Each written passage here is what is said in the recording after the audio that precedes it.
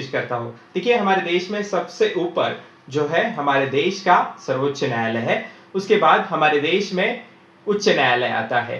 देखिए राज्य के लिए उच्च न्यायालय रहता है, राज्य तक उसका जुरिस्डिक्शन रहता है।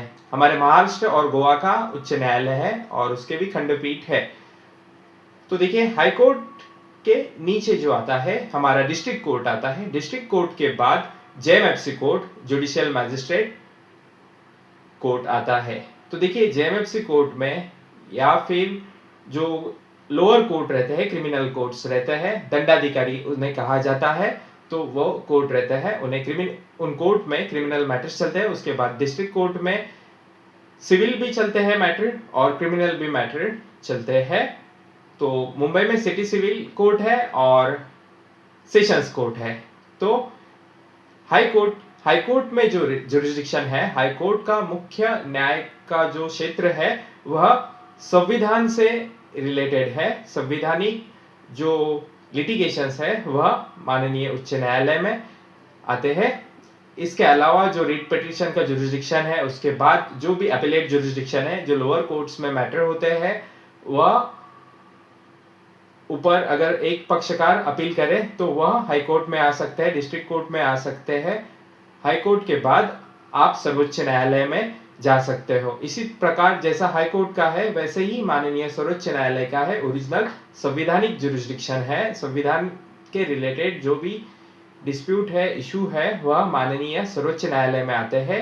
रिट जुरिस्डिक्शन यानी जो भी रिट पिटीशन भारतीय संविधान में हमारे दिए गए हैं वह हाई कोर्ट का मुख्य जुरिस्डिक्शन है और जो दूसरा जुरिस्डिक्शन है वह अपीलेट जुरिस्डिक्शन है। और इसके अलावा हमारे देश में ट्रिब्यूनल्स है। ट्रिब्यूनल्स यानी एक स्पेसिफिक पर्पस के लिए चुने हुए जो न्यायालय होते हैं, स्थापित हुए न्यायालय होते हैं, जैसे कि हमारे देश का कैट कहा जाता है, central administrative tribunal. Central government के लिए, स्टेट गवर्नमेंट के लिए स्टेट एडमिनिस्ट्रेटिव ट्रिब्यूनल है, जैसे कि लेबर कोर्ट है, लेबर कोर्ट जो भी ट्रिब्यूनल है, जैसे कि कोऑपरेटिव ट्रिब्यूनल है, उसे ट्रिब्यूनल कहा जाता है। जैसे कि कंज्यूमर कोर्ट का फोरम है।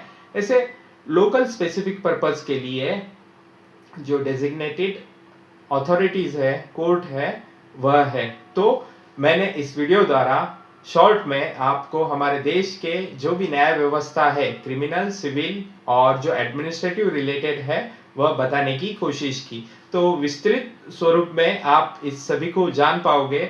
अगर कोई रह जाता है तो माफी चाहता हूँ। धन्यवाद।